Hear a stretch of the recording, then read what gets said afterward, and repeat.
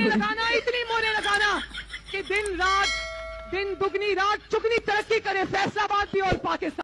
मियाँ साहब को भी अमेरिका से धमकियां आती थीं, लेकिन इंग्लिश ना आने की वजह से मियाँ साहब कंपनी का मैसेज समझकर डिलीट कर देते थे।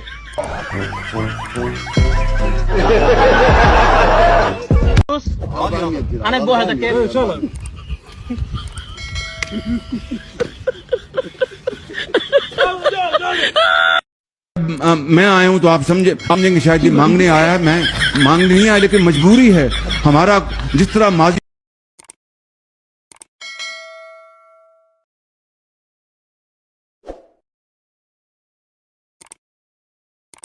और फिर वो जो है कि वो कौन है वो, फिर वो सड़कें खाली और सुनसान मिर्जा यार फिरे गलियां हो जैसे अपना सुनिया और मिर्जा यार फिरे। ये था उसका, ये अपना शाखसा, ये सोच थी उसकी।